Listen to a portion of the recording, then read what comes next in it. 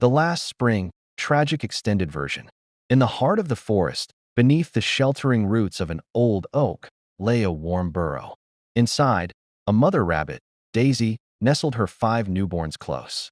They were tiny, blind, and fragile, their soft fur barely keeping them warm. Among them was Snowy. He was different, smaller. His fur was white like fresh winter snow, and his breathing was softer than the whisper of the wind. Daisy knew. From the moment he was born, she felt it. Something inside him was fragile, delicate, like a candle flame flickering in the wind. But she loved him just the same, perhaps even more. She licked his tiny head, whispering, "You are my little star, Snowy. Stay with me." And he did. For now. As the weeks passed, Snowy remained small. His siblings grew stronger, their legs sturdy, their eyes bright with mischief.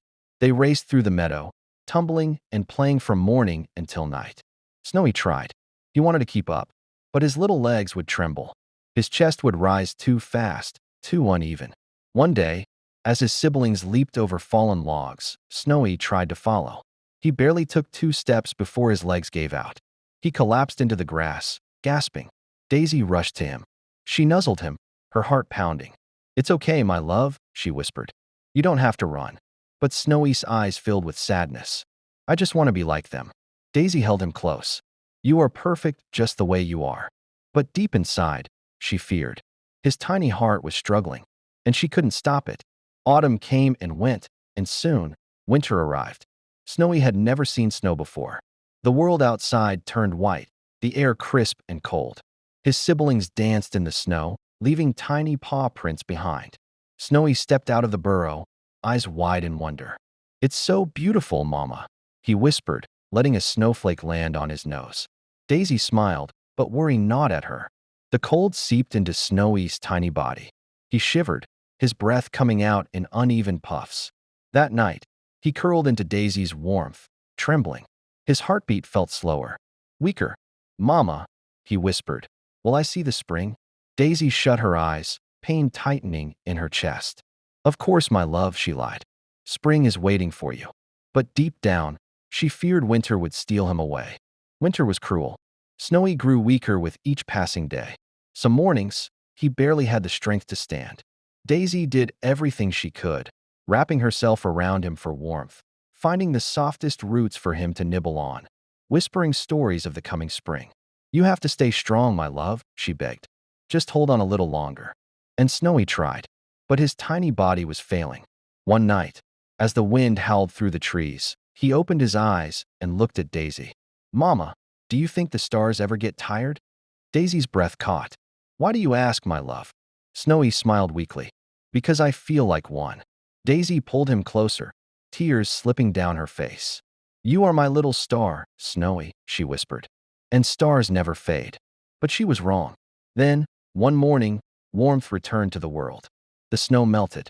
Tiny flowers peeked through the earth. The trees stretched their branches toward the sun. Spring had come. Daisy carried Snowy outside.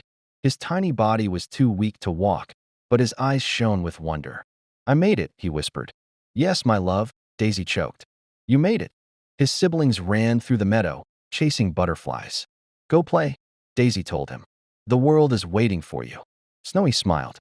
He placed one paw forward, then another. Then he collapsed. Daisy rushed to him, cradling his tiny body. "Snowy," she whispered. He looked up at her, his breath shallow, his little heart barely beating. "I saw the spring, Mama," he whispered. "It's even more beautiful than I imagined." Tears spilled down Daisy's face. "You'll see more, my love," she begged. "Just hold on." Snowy gave a tired smile. "I don't think I can." His tiny body shuddered. A soft sigh escaped his lips. Then stillness.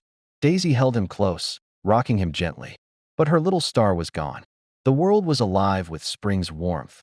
But for Daisy, winter had never ended. The days passed. The world carried on. Daisy did not. She stopped eating, stopped moving. The burrow felt empty, cold.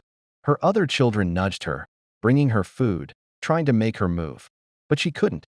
She had lost a part of her soul.